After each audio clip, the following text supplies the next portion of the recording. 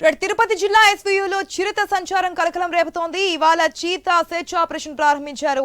SV university విద్యార్థులు, forest సిబ్బంది, అధికారులు అందరూ ఈ సెర్చ్ ఆపరేషన్ లో భాగమయ్యారు.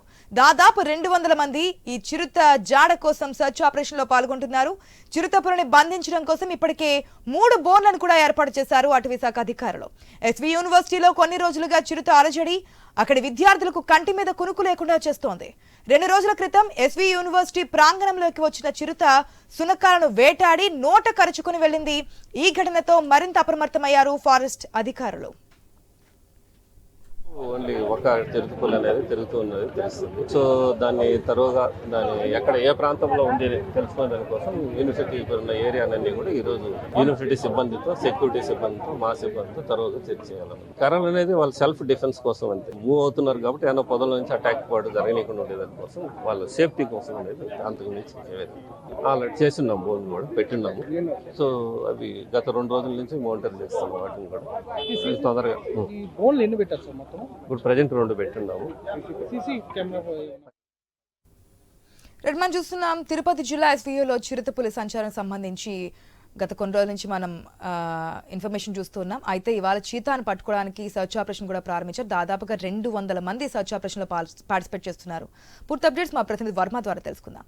వర్మ, 3 బోన్లను ఏర్పాటు చేశారు. ఎట్టి పరిస్థితుల్లోనూ ఈసారి చీతా జాడ కనుక్కోవాలని చెప్పి పగడ్బందీగా ఏర్పాట్లు అయితే చేస్తున్నట్టు తెలుస్తోంది. డీటెయిల్స్ ఏంటి?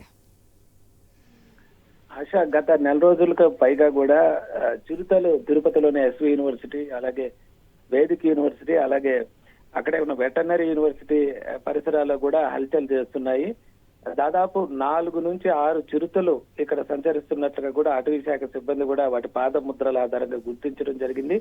అలాగే పిల్లలు ఉన్న చిరుతలు కూడా ఇక్కడే ఉండడంతో మళ్ళీ వేరే ప్రాంతాలకు వెళ్లకుండా ఈ చుట్టుపక్కలలోనే అవి ఉన్నట్లుగా కూడా అధికారులు గుర్తించడం జరిగింది.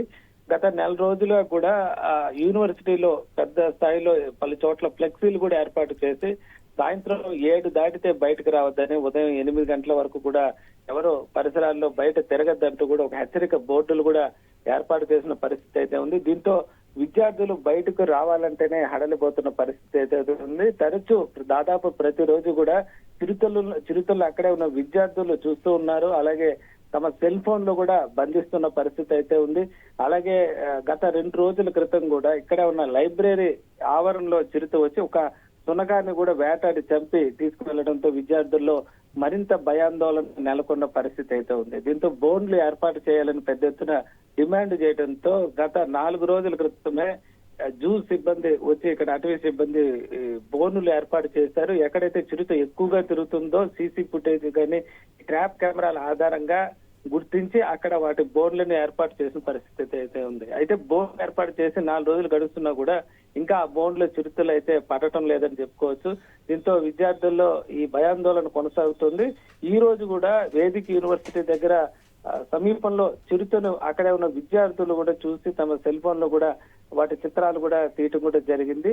దీంతో బయటికి రావాలంటే ఇబ్బంది పడుతున్న పరిస్థితి అయితే ప్రస్తుతం కంటిన్యూ అవుతుందని చెప్పుకోవచ్చు.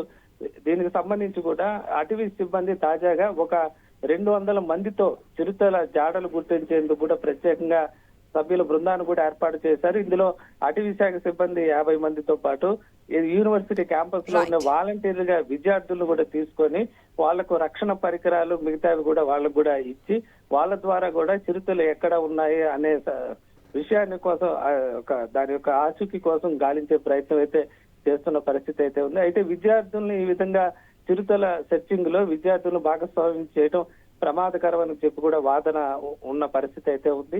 అయితే అటవీ శాఖ సిబ్బంది ప్రయత్నాలు ఎంతవరకు ఫలిస్తాయో మరి. బోన్లు అయితే ఇప్పటి వరకు చిరుతలు అయితే పడిన సందర్భాలు అయితే ఇప్పుడు దాదాపు 4 రోజులుగా ప్రయత్నిస్తున్నా కానీ 4 రోజులుగా బోన్లు ఏర్పాటు చేసినా కూడా చిరుతలు అయితే బోన్లో చెక్కడం లేదు.